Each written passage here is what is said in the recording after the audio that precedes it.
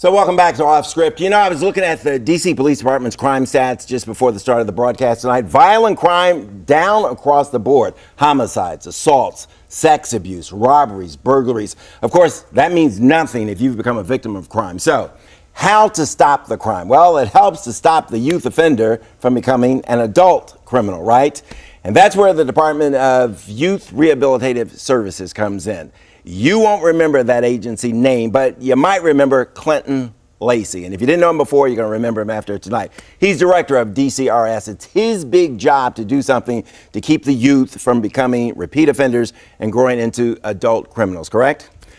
Norman Brown is here with us tonight. Antonio Fernandez also here, and they work for Mr. Lacey. They're called Credible Messengers. Yes. Okay. Right. Correct. Quickly, because I really want to get into you guys and your stories and what you're doing. What is Credible Messengers? Credible messengers are people who are indigenous to the communities that are suffering the highest rates of crime and the highest numbers of people coming into the juvenile and criminal justice system.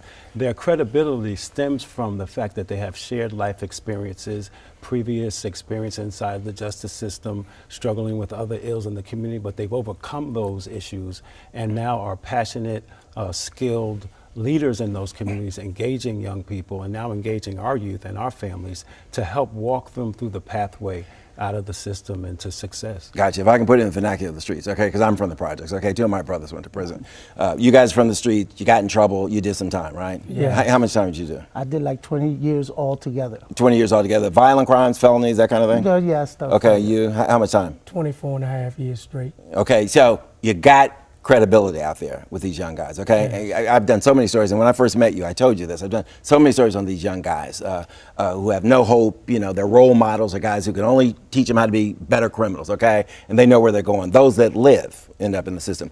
You told me long time ago when you first got here and we were talking that you had some different ideas. You came from New York, right? Yes, sir. And I find that New York, you guys try things first, okay? And you have that trial and fail thing. So the mayor brought you here, and there was a lot of feeling that you were going to make a difference, and you told me about this, getting guys who've been there to get to these young guys. Tell me how that's working.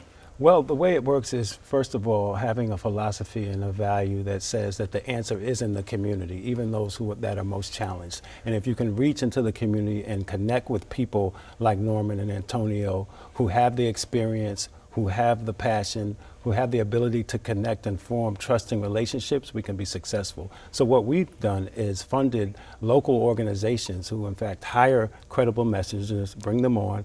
We work with them to provide training and support, and they become partners with our case managers and our other staff to wrap around each of our young people and their families to provide them with guidance, with support, literally at times walking with them to services, helping to make sure they go to school, making sure they show up where they should be and don't go where they shouldn't be. Really life coaches more than mentors. So how do you decide these two, and I think you said you got a total of 60.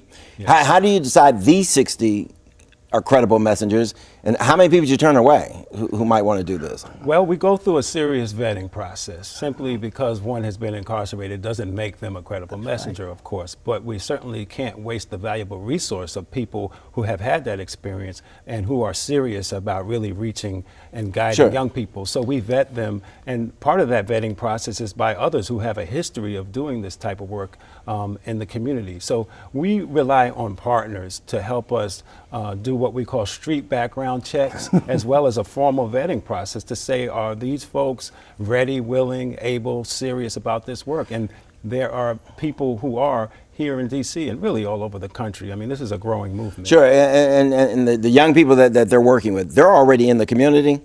Is that correct? Well, they work with people in the community, but we also have some young people inside of our facilities, and the credible messengers and Norm and Tone have led that work of going into the facilities and building relationships even before they come home. So by the time the young people come home, they've already had relationships with Tone and Norm and other credible messengers, and so it's more of a seamless transition to begin their pathway. You know, cynics are going to say, man, this is a risky program. All you need is one situation to go bad, you know, and that could be the end of this program. Am I right? Am I overstating this? Well, that's a fact. I mean, it's really important that we really vet, that we work with, that we train, but not just provide training, but provide support to our credible messengers. And so we take that very seriously. Whenever we put somebody with our young people, with our families, we've developed a trusting relationship. They have expertise, they have training, and they have accountability systems. Let me hear from them quickly. What are you getting out of this? What I get out of it is that I understood that when I went to prison and spent time, it was there that I found a lot of my gifts. It was there that I took time out to realize that I was a lot more valuable than the life that I was living before when I was involved in crime. So what I get out of is to understand that when you are incarcerated and you are locked down, you are away from all of the other distractions that can take you away from what it is you're supposed to do. And I enjoy going back in there and reaching them from in there. Making amends, is that part of it? You feel like you're giving back to the community? Oh, of course. What are you getting out of this? What I'm getting out of it is understanding the roadblocks that they face. And what I'm getting most is that I understood that oppression leads to aggression that leads to violence. And we try to teach them when they're oppressed and they're aggressive. And that's why we go in and we listen to their stories. It brings the oppression, be it self-inflicted, be it real. While we listen to them, you see the aggression goes down. And then they listen to the things that we could advise them how to get through that era, because we felt depressed one time. We felt lost. We didn't know the answers from our parents. And someone in the street taught me how to read, taught me how to advance myself in prison. So that's what we do with the youngsters. Then we come out here and we hand them to these great, like Wali and these young, credible messengers in the street that we can hand them off. Now they come and they got a brother waiting for them out of prison. They're not dropped off with a bag on a corner with $2. Right.